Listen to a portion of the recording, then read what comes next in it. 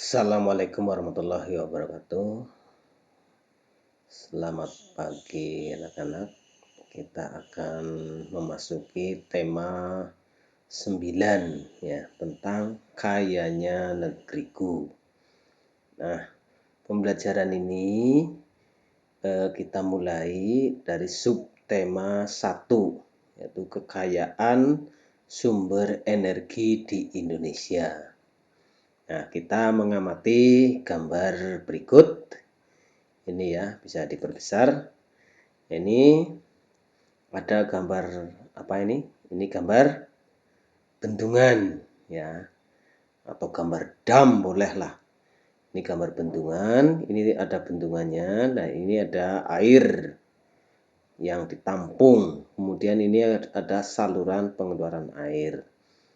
Nah, air ini adalah merupakan energi potensial yang dapat digunakan oleh manusia untuk menciptakan suatu energi baru. Ya, jadi air ini merupakan energi potensial. Nah, energi ini nantinya akan digunakan atau dirubah menjadi energi di sampingnya ini. Ya, ini merupakan energi listrik.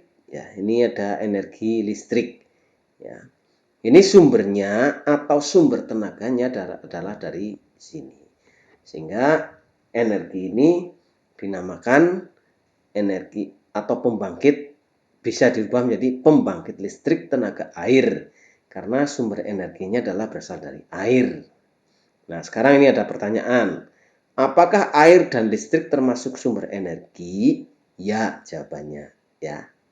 Jadi air adalah sumber energi. Listrik ini juga sumber energi. Nah, sekarang bawahnya, berapa banyakkah sumber energi air di tempat tinggalmu? Sebenarnya banyak ya. Kamu bisa melihat di samping kanan kiri atau di sungai itu ada, hanya belum dimanfaatkan. Nah, ini pertanyaan nomor 3. Seberapa sering kamu menggunakan sumber energi air dan listrik dalam kegiatan sehari-harimu? Kalau sumber energi air mungkin jarang ya, jarang digunakan. Tapi kalau energi listrik ini hampir setiap hari ini, bahkan setiap hari ini digunakan. Kita sudah tidak, kalau tanpa listrik ini tidak bisa ya. Nah, sekarang kita masuki pembelajaran 1. Ya, ini pertama kita harus banyak bersyukur hidup di bumi Indonesia. Ya, bangsa yang dikaruniai sumber daya, salah satunya sumber daya energi mulai dari mulai dari minyak, gas sampai dengan yang bukan minyak. Nah, jadi sumber daya energi yang ada di Indonesia banyak sekali, mulai dari minyak, gas sampai yang bukan minyak. Nah, ini ya. Ini ada bacaan ya. Ini. Malam ini lingkungan tempat tinggal Beni gelap gulita. Hujan sejak sore disertai angin kencang dan petir. Petir menyambar gardu listrik di dekat rumah Beni. Akibatnya, saluran listrik di lingkungan tempat tinggal Beni terputus. Ini ada percakapan antara Beni dan ayah Beni. Beni ya, ayah, masih lama tidak ya mati lampunya? Ayah Beni menjawab ini ya, masih menunggu perbaikan gardu listrik Beni. Oh begitu, dari manakah suplai listrik di rumah kita ini ayah? Suplai listrik rumah kita ini berasal dari gardu induk di Semarang. Wah, jauh sekali. Benar Beni, listrik termasuk sumber energi. Sumber-sumber energi yang dapat menghasilkan listrik contohnya tenaga air, uap, panas bumi, atau nuklir. Sumber-sumber energi tersebut diubah menjadi tenaga listrik di sebuah pembangkit listrik. Sumber energi listrik tersebut akan habis. Oleh karena itu, kita harus benar-benar bijak menggunakannya. Nah, sekarang itu adalah percakapan antara Tadi Beni dan Ayah, Beni tentang sumber energi listrik. Jadi sumber energi listrik ini banyak sekali ya. Sumbernya ini berasal dari tenaga air tadi atau pembangkit listrik tenaga air. Kemudian ada uap, disebut kalau di Indonesia disebut pembangkit listrik tenaga uap, singkat PLTU. Kemudian tenaga listrik panas bumi. Kemudian ada pembangkit listrik tenaga nuklir atau PLTN. Nah, kemudian di bawahnya ini kita mengamati gambar ini ya. Gambar ini adalah pembangkit listrik secara sederhana. Jadi di sini ini adalah bendungan, ini bendungannya ini ya. Kemudian di sini ditampung air sehingga kalau sungai terbendung itu kan airnya tidak bisa mengalir sehingga tertampung di sana sehingga menjadi banyak. Nah, ini dimanfaatkan ini. Kemudian ada salah satu celah yang dimanfaatkan untuk supaya air mengalir. Nah, ini air mengalir di sini ke sini ya, ke sini ke sini. Kemudian ini menggerakkan ini namanya turbin. Kemudian turbin dihubungkan dengan semacam apa namanya roll atau apa ya ini. Kemudian ini dihubungkan dengan ini dengan karet atau bisa dengan rantai atau dengan apa. Ini kemudian ini untuk menggerakkan dinamo. Nah, ini adalah dinamonya. Dinamo inilah karena digerakkan di sini di dalam dinamo ini ada kumparan dan magnet. Sehingga kalau magnetnya digerakkan ini akan menimbulkan listrik. Listrik ini mengalir ke sini ya. Nah, inilah yang listrik ini yang dimanfaatkan untuk pembangkit listrik. Karena digerakkan oleh air ini namanya pembangkit listrik tenaga air. Nah, kemudian di bawahnya ini ada gambaran umum, ini ada bendungan ya seperti tadi di atas. Air dan listrik ini. Saya baca, air memiliki manfaat yang sangat besar bagi kehidupan manusia. Salah satu pemanfaatan air adalah sebagai pembangkit listrik tenaga air. Manfaat air sangat besar dan berpengaruh terhadap kehidupan manusia. Oleh sebab itu, dalam pemanfaat air hendaknya diimbangi dengan kesadaran menjaga sumber air yang ada di bumi. Membuang-buang air merupakan perbuatan yang tidak bijak. Air dan listrik menjadi kebutuhan manusia yang tidak bisa digantikan oleh apapun. Kegiatan sehari-hari akan terganggu ketika pasokan air dan listrik terganggu. Di Indonesia, pembangkit listrik tenaga air adalah salah satu upaya yang dapat dilakukan untuk memenuhi seluruh kebutuhan pasokan listrik bagi masyarakat. Banyaknya ketersediaan air menjadi salah satu alasan paling mendasar untuk membangun pembangkit listrik tenaga air di Indonesia. Oleh karena itu, tidak mengherankan jika di Indonesia memiliki banyak waduk atau bendungan. Waduk atau bendungan merupakan salah satu rangkaian sistem dari pembangkit listrik tenaga air.